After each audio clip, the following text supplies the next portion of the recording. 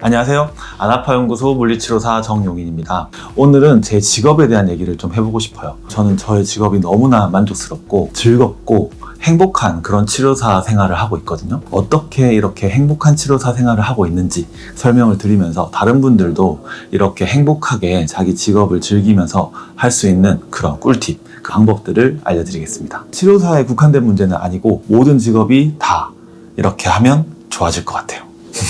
첫 번째는 바로 끊임없이 공부하는 겁니다. 자기 직업에 관련된 공부를.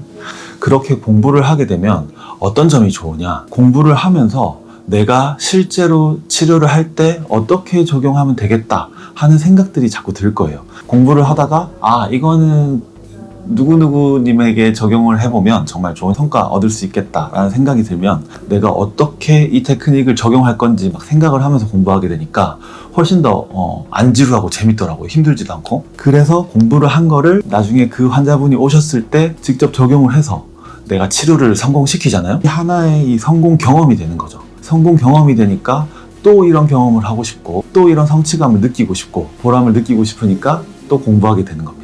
이런 식으로 공부를 함으로써 치료가 재밌어지고 치료가 기다려지고 어떤 환자분이 오는 것이 기다려지는, 그러면 당연히 나의 텐션도 높아지겠죠. 내가 기분이 좋고 그러니까 설명도 한마디라도 더 해드리게 되고 더 친절하게 해드리게 되고 자연스럽게 환자분들도 저를 좋아하게 되고 환자분들이 저를 좋아하니까 저는 또 환자분들을 더 만나고 싶게 되고 이런 식의 선순환이 시작되는 거를 공부를 하면서 느낄 수가 있었습니다. 반대로 공부를 안 하는 기간에는 치료도 좀 재미없어지고 치료하는 게 치료하는 것 같지 않고 일하는 것 같게 되고 이런 느낌을 받기 때문에 꾸준히 공부하는 게 중요하다라고 생각이 듭니다. 이 첫 번째 팁이 엄청 중요한 거기 때문에 하는 방법들을 조금 더 알려드릴게요. 저 같은 경우에는 유튜브 보면서 다른 사람들이 어떻게 치료하는지에 대해서 아이디어를 얻기도 하고 그 아이디어를 내가 스스로 알고 있는 거랑 조합을 해서 써먹기도 하고 이런 식으로 유튜브 보는 것도 하나의 공부가 되는 겁니다. 그리고 강의를 듣는 것도 공부가 되고, 그리고 내가 되게 가장 중요하게 생각하는 거는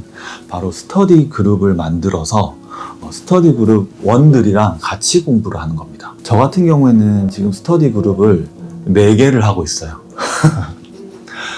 2개는 조금 연차가 있는 사람들끼리 모여서 하는 스터디 그룹이고 2개는 도수치료를 한 지 얼마 안 됐거나 도수치료를 하려고 하는 선생님들을 모아서 제가 알려주는 그런 방식의 스터디 그룹을 하고 있습니다. 2개는 옛날에 같이 일했던 선생님들을 이제 저희 병원으로 모아가지고 저녁에 1시간이든 2시간이든 이렇게 하는 식으로 한 그룹은 한 달에 한 번 모이고 한 그룹은 일주일에 한 번 모이고 너무 바빠지면 다음 주로 미루자 서로 조율을 하면서 하고, 나머지 2개의 그룹은 이제 제가 알려주는 입장에서 스터디를 하게 되는데 매주 아침마다 모여가지고 하나는 수요일 아침, 하나는 목요일 아침 이런 식으로 모여서 하는 우리 병원 안에 있는 선생님들을 대상으로 하는 스터디 그룹을 운영을 하고 있습니다. 이렇게 운영을 하게 되면 서로 내가 하는 거, 너가 하는 게 다르기 때문에 서로 얻어가는 게 굉장히 많고 내가 이런 테크닉을 적용했을 때 피드백이 굉장히 디테일하게 뼈아프게 다가옵니다. 그래서 내 테크닉들의 단점,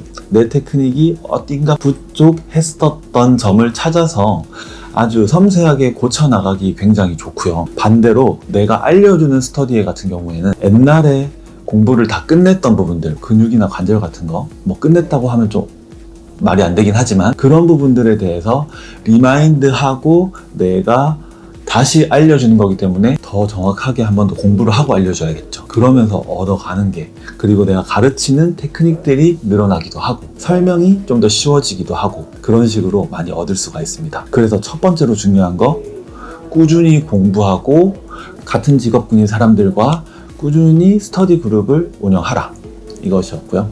2번째 성공하는 비법, 행복한 치료사가 되는 비법은 바로 블로그, 유튜브 등과 같이 일반인들을 대상으로 설명을 해줄 수 있는, 그리고 내가 공부했던 것들을 정리를 해서 일목요연하게 글을 쓰거나 영상으로 만들 수 있는 그런 연습을 하라는 겁니다. 블로그로 시작하는 게 좋아요. 영상으로 하는 거는 말로 해야 되기 때문에 조금 더 힘든 게 있거든요. 블로그는 글을 쓰면 되죠. 쓰다가 지웠다가 쓰다가 지웠다가 할 수 있어요. 그렇기 때문에 블로그를 시작하라는 겁니다. 블로그를 통해서 일반인 대상으로 설명하는 연습을 하다 보면 조금 더 쉬운 단어를 써야 되고 조금 더 이해하기 쉽게 풀어서 설명해야 되고, 풀어서 설명하려고 하다 보면 내가 100% 알고 있다 라고 생각했던 지식들도 설명하려니까 갑자기 헷갈려. 그러면 다시 찾아봐서 다시 내 지식을 한 번 더 점검할 수 있는 그런 기회가 됩니다. 그리고 블로그나 유튜브를 하게 되면 그거를 보고 찾아와 주시는 분들도 정말 생기거든요. 자, 세 번째. 이거는 조금 운이 좀 따르기도 해야 되고 자기가 노력으로도 어느 정도는 할 수 있습니다. 바로 좋은 스승님을 만나는 겁니다. 저 같은 경우에는 정말 감사하게도 우리 스승님을 만났어요.